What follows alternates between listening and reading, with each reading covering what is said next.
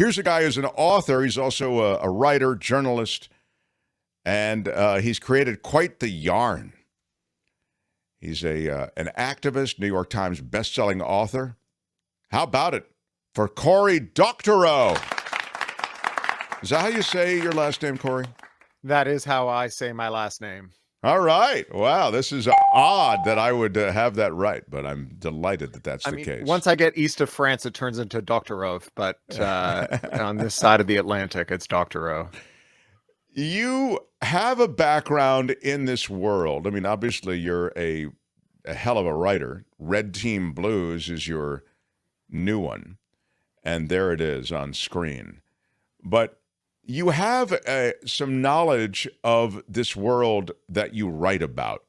You have sort of an eclectic background. I was reading about you, and I wonder if you could give people a sense of that background. I mean, it involves MIT. It involves writing for I think The Guardian. You're a guy who does a lot besides just crank out these best-selling novels. It's true. I write when I'm anxious. I work through the pain. So I got a lot going on. 7 more books coming out in the next 3 years. So yeah, for more than 20 years, I've been a writer and an activist. I've published dozens of books, and I've worked with a nonprofit in San Francisco called the Electronic Frontier Foundation. I was their European director for many years, working on issues related to privacy, free speech, competition, antitrust, all of that good stuff. I have an honorary doctorate in computer science, and I'm a visiting professor of CS at the Open University in the UK. I'm about to get an honorary doctorate of law from York University in Toronto, which is one of the 4 undergrad programs I dropped out of. That's very exciting. And I'm an MIT Media Lab research affiliate. I also am one of the owners of a website called Boing Boing, and I wrote that for about 20 years. And these days I edit my own website, which is called Pluralistic. Wow. That's a pretty damn good resume. Yeah. So tell me about your take on what's going on in the banking system. This, by way of this to get to the book, of course. Sure. The banking system and then crypto, and then you can take us into this book, which involves a heist and all of those things also. Well, I'll start by saying that, I don't think that there was anything foreordained that said that the web was going to turn into 5 giant websites filled with screenshots of text from the other 4. That these are like policy outcomes that are deeply related to what's going on in finance, which is to say that, the same year Ronald Reagan hit the campaign trail as the year the Apple II Plus went on sale. And the tech industry has grown up with deregulation. One of the big drivers of that is finance, making firms too big to fail and too big to jail. We lived through that in 2008. We're kind of living through it again. But it also allowed for the financialization of tech firms. And, I started in the tech sector, it's nearly 3 decades ago. And I was part of the group of people who were very excited about the liberatory potential of technology and very frightened about how bad it could go if it went bad. That's how I ended up working in digital human rights. But what I think I didn't recognize was that, where for the first couple of decades of the tech industry, there had been a strong prohibition against anti-competitive acquisitions and mergers and predatory pricing, that was dead, and that we were going to see the growth of ever larger firms, which also happened in finance. It also happened in like beer and professional wrestling and cheerleading and shipping and so on. And the difference is that, of course, it was all driven by finance. So as the sector becomes less competitive, the discipline that's imposed on it by the fear that someone might go somewhere else with their business is decreased. And the ease with which the sector can buy policies that are favorable to it increases, right? When tech was young, when the Napster wars were being fought, the tech industry booked a lot more revenue than the entertainment industry, but it was like 100 squabbling companies. And the entertainment industry was like 6 companies that all agreed with each other. And so in every policy fight, they just lost. Finance, as it became more concentrated, all of the things we used to do to limit the risk that finance could create, how big it could be, how much uninsured hot money they could have under deposit, how they had to hedge those deposits, what happened when they failed, all of that stuff went out the window. And I guess the apotheosis of it recently is Silicon Valley Bank, right? Where they just winged it. They just made up a bunch of rules, but the rules were very selective, right? So they said, okay, look, we're gonna make sure all these depositors are whole. We're going to claim that that's not going to cost the public any money.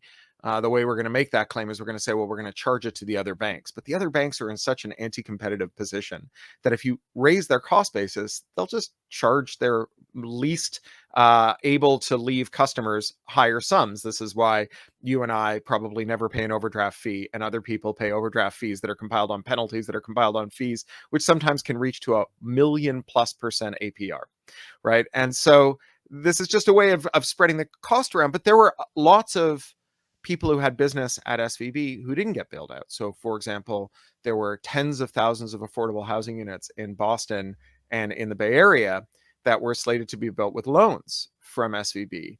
And when they were just making up some new rules for what to do about SVB, they did not make up a rule that said, we will provide continuity for those loans so that low-income people can have housing. That was just like not in the frame. Crypto is very interesting as a kind of peak of this phenomenon, because crypto, like most fintech, is just a way of saying, I want to do a thing that would normally be heavily regulated, but I'm going to add ...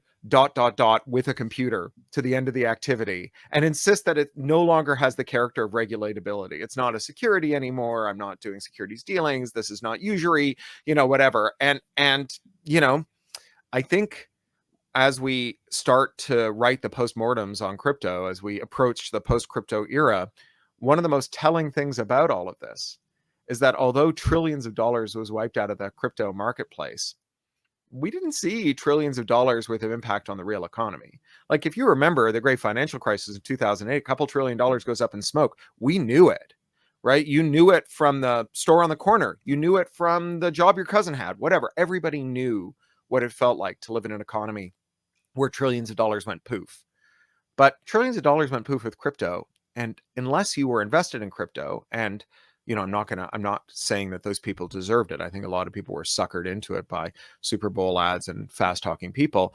You didn't notice at all, right? If you had no crypto investments, you didn't notice at all, which suggests that there never were trillions of dollars, which suggests that it looked a lot more like someone minting a coin and buying it for themselves with another wallet for $1,000, and then minting 1,000 more of them and declaring that the coin was $1 million worth of blockchain, and then finding 5 suckers and putting $5,000 in their pocket, and then, running for the exits. And I think a lot of people really felt like they got rich. There's actually a term for this from kind of scamonomics. John Kenneth Galbraith coined the term the bezel. And the bezel is the magic interval after the con artist has your money, but before you know he's a con artist. And in that moment, you feel richer, he feels richer, everybody feels richer. It's this moment in which everyone is ecstatic. And the thing about the bezel is it's just before the crushing disappointment. And it is the moment at which you can avert disappointment by intervening. But nobody is going to intervene when everybody's happy. It was a lot of momentum around the crypto. Just apotheosis is a ding word, yes. So congratulations, Cory. What's a ding word? Is that a bad word or a good word? No, it's a good thing. Well, it's neither good or bad. It's just we ding SAT type words. Like, words, okay. Bigger words. I'm a Canadian. We never had those. Those are larger words that are used in conversation, just like naturally. Fair enough. That's perfectly cromulent of you. Yeah, all right. Now, so first of all, it's fascinating to hear you dissemble the crypto thing so effectively. In fact, you can argue that crypto is this thing that's not real, and you've actually, with the $1 trillion thing, kind of really pointed up how it may indeed be not real. But I haven't heard that particular concoction that you just offered, which is essentially it's super scammy in some instances. Is it your take that all of crypto is that way, super scammy? So I don't think it's all super scammy. I think that there are people who are true believers. And I think that in every one of these bubbles, there are people who are in it for good reasons.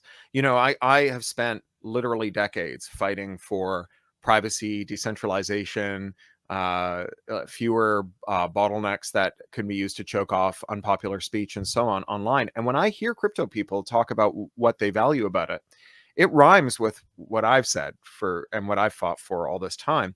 I I think that a lot of people got bamboozled. And I think that, one of the ways to understand this is to look at a specific crypto instrument, which is the smart contract.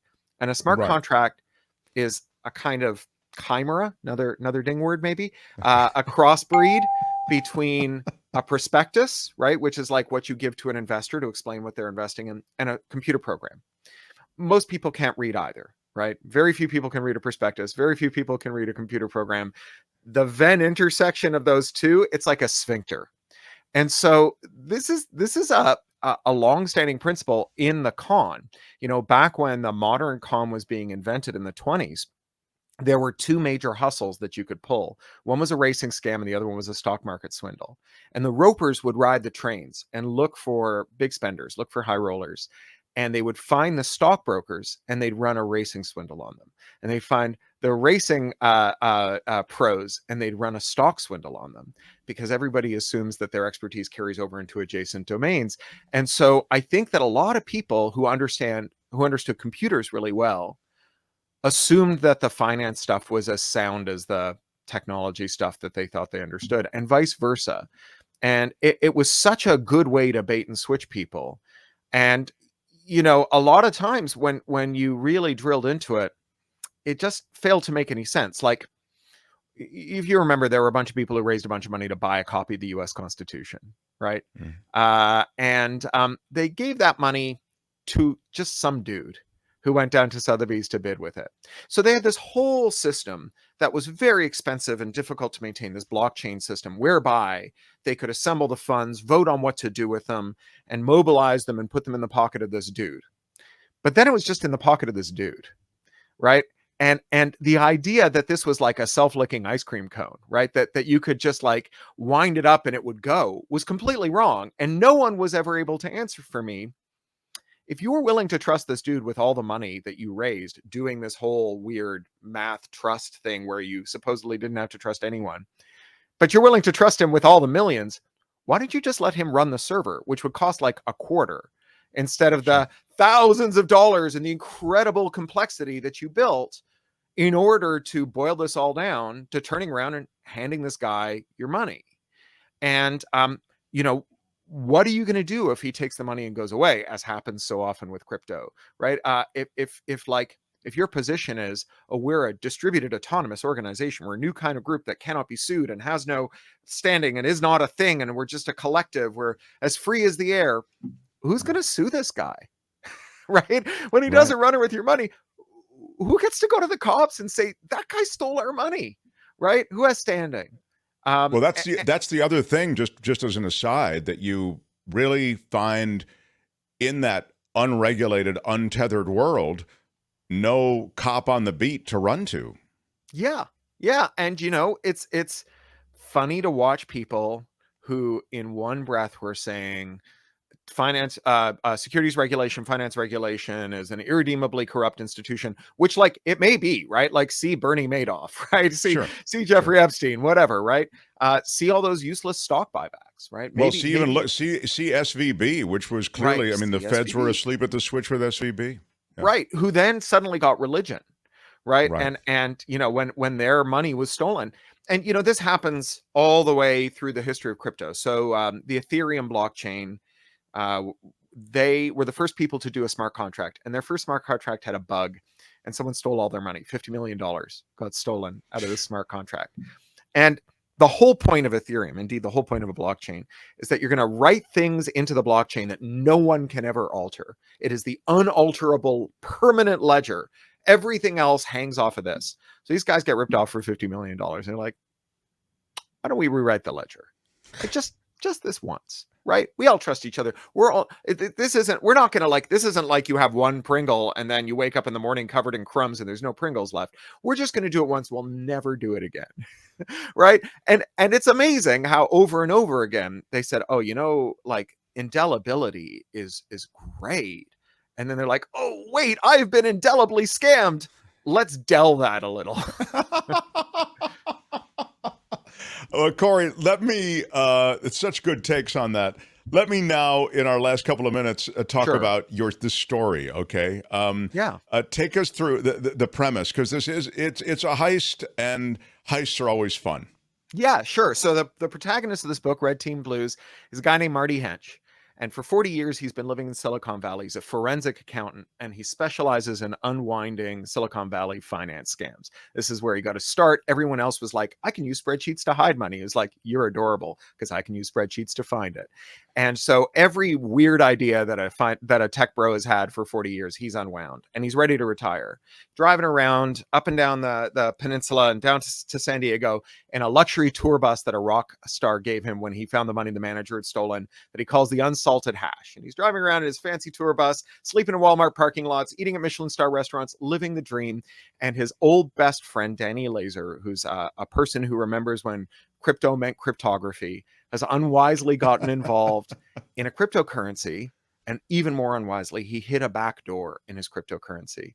And now the keys that control that back door have gone physically missing. And Marty has to hunt them down, lest the money launderers who are using this blockchain kill his old friend Danny Laser. Suddenly it gets very high stakes. And what happens is a kind of high stakes thrill ride. I write, as I mentioned, I write a lot. I have 7 more books coming out. My wife can't keep up. I gave her this book when I finished it, and I said, honey, just read the first chapter. I know you don't have time to read them all. And then I woke up at 2:30 in the morning. She was sitting up in bed next to me and I said, what are you doing? And she said, I just had to find out how it ended. The next day, my editor emailed me, and he just, can I swear on your show? You can say it. It's okay. He said, he sent me a 4-line email that just said, that was a ride. Whoa. And bought 3 more of them. So there are 2 more of them, 3 in total, all coming out over the next couple of years. That's terrific. And it's gotten great reviews. It is a book about the curdling of the dream of tech for liberation and how finance took it away. It's the swan song of an older man who's seen it all, but who still believes. It was so much fun to write, and the critical response has just been amazing. Especially like from people who are in, tech veterans, cryptographers, people who love crime novels, forensic accountants. They're all writing online about how much they love it. So very excited. Terrific. My publisher, Congratulations. very excited. Yeah. So Red Team Blues, where is the best place for people to get it? Well, if you're, watching in the Bay Area, come along tomorrow night, 7 p.m. at the Books Inc. in Mountain View. Me and Mitch Kapor, the creator of Lotus 123, are doing a double act. This weekend I'll be at the Berkeley Book Festival. Otherwise, this is sold wherever books are sold. You go on the giant bookstore that funds the penis-shaped rocket ships for the bald guy. You can go to your local independent bookseller. And the one caveat is that none of my audiobooks are sold on Audible.